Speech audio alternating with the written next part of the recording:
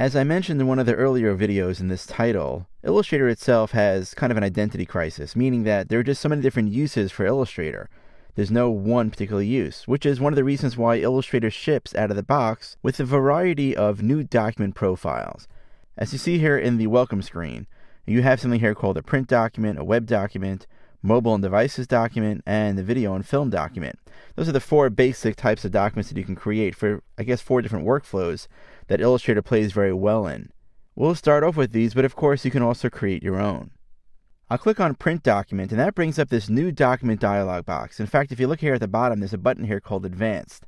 By default, Illustrator doesn't show you all the settings, but hey, we're here to learn everything in Illustrator, so let's look at the advanced settings as well. And we'll go through these very quickly, and we'll come back as we need to these different concepts. Now, first of all, you have the ability to name your document right off the bat. We can do this later when you save your document, just saves yourself a step later. Notice over here that it says New Document Profile. This is actually quite interesting because if I move this back over here, remember how we had print, web, mobile devices, so on and so forth? Well, really that's just kind of one step, but you could change your mind at this point and really switch to any of the other profiles as well. And this is important, as we'll talk about in a minute. I have here the Print New Document Profile selected.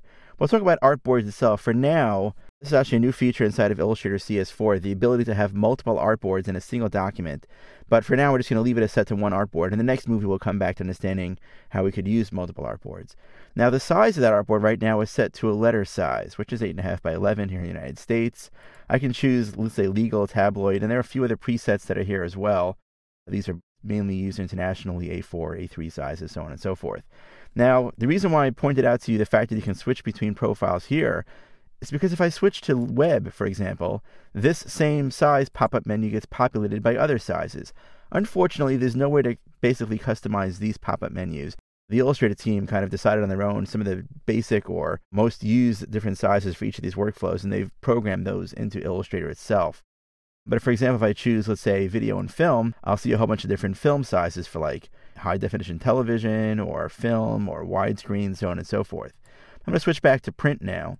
I'll see that I have the ability to change my units, my measurement system, points, picas, inches, millimeters, centimeters, or pixels. Of course, this is just the default setting. You can change these inside of Illustrator if you want to on a per document basis. You also have the ability to really use any measurement system at all inside of Illustrator in context. I can basically set my document to be portrait or landscape. Those are these icons right here, tall or wide.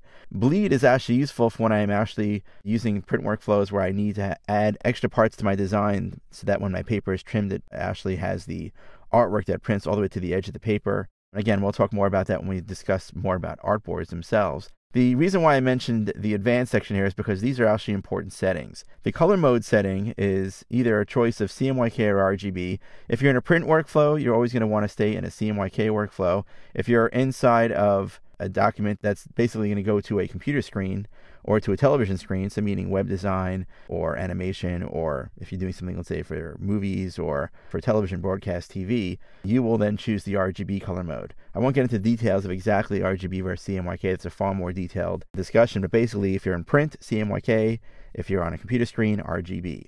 You also have the ability to determine what your raster effects resolution is, and we'll talk more about this much later on in the title when we talk about our live effects, which are raster-based effects that you can apply to Illustrator, for example, drop shadows, and what resolution those get rasterized at. You can also choose the default preview mode. You have something called pixel and overprint preview. We'll discuss those later on in the title as well. Just want to point out to you, though, that if you switch between, let's say, print and web, you'll see that some of those change automatically. For example, raster effects, since most screens have a resolution of 72 pixels per inch, that changes automatically here as well, and the color mode gets changed to RGB. So the nice thing about these profiles is basically that it's not just choosing web or print as just a name. It actually changes some of the settings for you in your document itself. So that's basically how you create your new document. I'm going to go ahead and choose, for example, print right here. All my print settings are here. I can specify a setting here. Let's choose maybe inches. Maybe we're doing something that's like 5 inches by 7 inches. And then we choose OK, and that creates our new document right here inside of Illustrator.